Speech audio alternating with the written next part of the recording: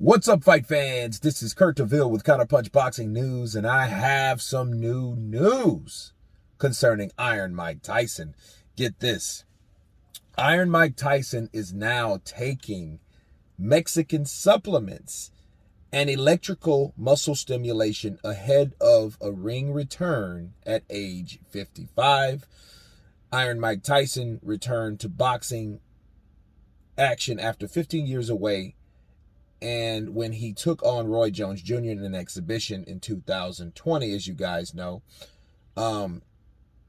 speculation is building that Tyson could return to action again later this year, with Jake Paul having been mentioned as a potential opponent.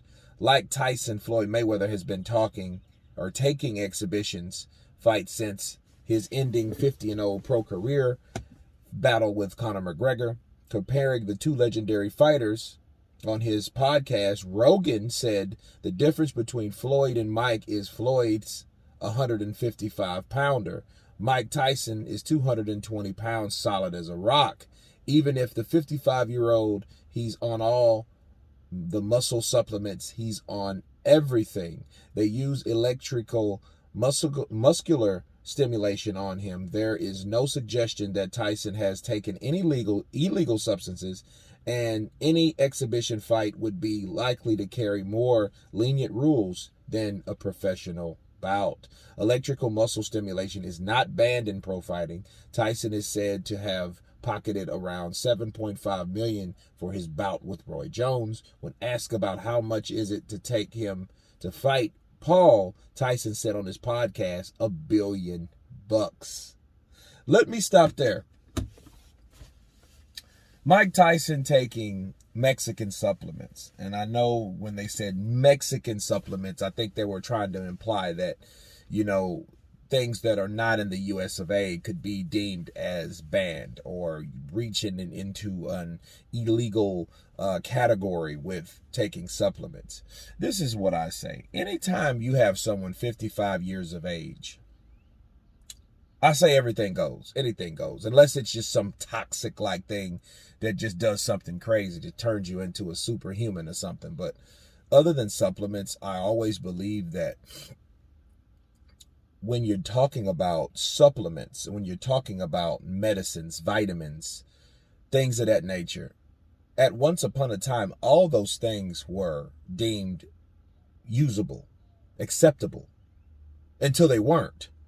Okay? So many things get added to the banned substance or list day after day after day. Okay? Like, it's crazy how one thing, like the Povetkin drug, if you guys can remember when Wilder was going to fight Alexander Povetkin, the drug that he was on was legal, and then it wasn't. And then they caught him taking it after that fact when it wasn't, but at one point it still was. And there's many drugs like that. And because it's like that, it's at what point could you deem a person taking supplements versus a person's performance? You still have to do the work. You still have to grind it out. You're still going to have to put in the dedication. So at the end of the day, supplements or drugs or vitamins or whatever you want to call them, okay, it doesn't really matter, because if it helps, it helps. But it's not end all and be all with these supplements. And Mike Tyson's 55 years old. Hell, if anybody should be taking them, it's somebody that does not know or no longer has an edge in the ring due to wear and tear, due to age, and just naturally wearing down. So you need something to pick me up. So I say, why not? It's not a sanctioning fight as far as a professional ranking. It's an exhibition. So whatever Mike takes. Hell, Mike smoked a joint right before he fought Roy Jones Jr., didn't he not? Okay? And that was once upon a time, what? Illegal. So if they would have found him at that in his drug stream at any time while he was fighting anybody, while he was professionally fighting, it would have been thrown out, right? It would have been illegal, but now he can.